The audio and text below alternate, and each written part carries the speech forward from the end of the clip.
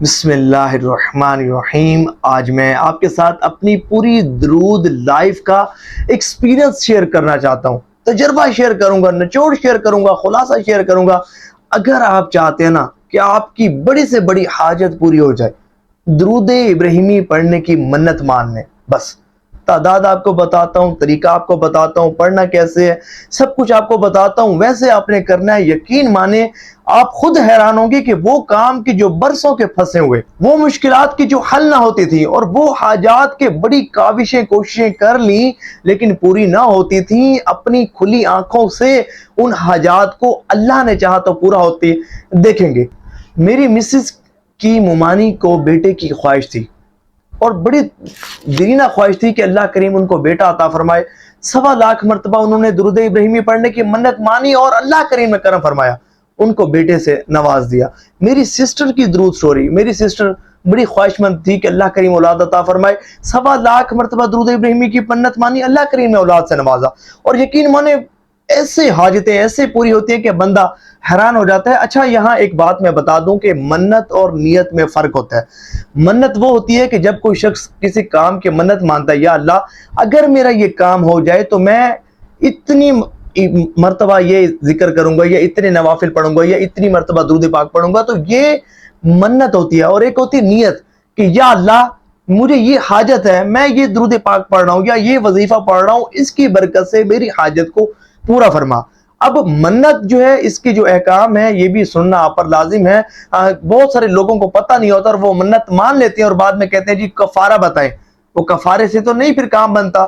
دیکھیں، درود ابراہیمی یہ وہ عبادت ہے کہ جو فرض بھی ہے اور واجب بھی ہے، کہ زندگی میں ایک مرتبہ درود پاک پڑھنا فرض ہے، اور اسی طرح جب بھی سرکار دو عالم صلی اللہ علیہ وآلہ وسلم کا نامی اس میں گرامی سنیں یا لیں تو ایک مرتبہ درود پاک پڑھنا واجب ہے۔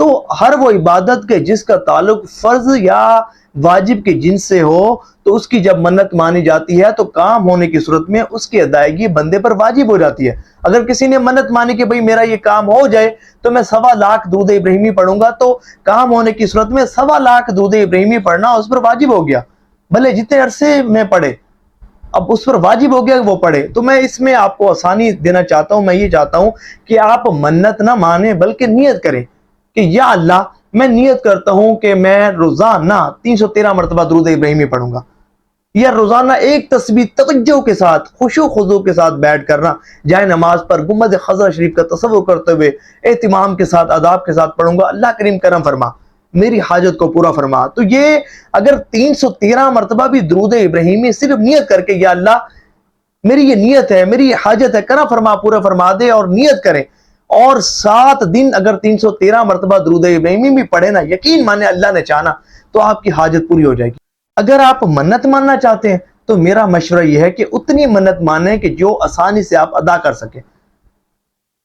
چاہے تو 11,000 مرتبہ درود ابراہیمی پڑھنے کی منت مان لیں، یا 41,000 درود ابراہیمی پڑھنے کی منت مان لیں، یا 72,000 درود ابراہیمی پڑھنے کی منت مان لیں، یا 1.25 مرتبہ، اس سے اوپر کوشش کریں نہ مانیں، 1.25 مرتبہ درود ابراہیمی پڑھنے کی منت مانیں، تو یاد رکھیے گا کہ کام ہونے کی صورت میں پھر آپ کو دوبارہ پڑھنا ہوگا، منت کی ادائیگی آپ پر واجب ہو جائے گی۔ لیکن نیت اگر آپ کریں گے تو نیت سے آپ کوئی چیز بھی واجب نہیں ہو جائے گی۔ بس یہ نیت کریں کہ یا اللہ کرم فرما، میں 1.25 مرتبہ درود ابراہیمی پڑھنا شروع کیا ہے، اس کی برکت سے کرم فرما، میری حاجت پورا فرما، یقین مانے کام ہو جائے گا، اللہ نے چاہا تو کام ہو جائے گا۔ یہ 41,000 درود ابراہیمی کی پڑھنے کی منت مانے۔ اچھا، پڑھنا کیسے ہے؟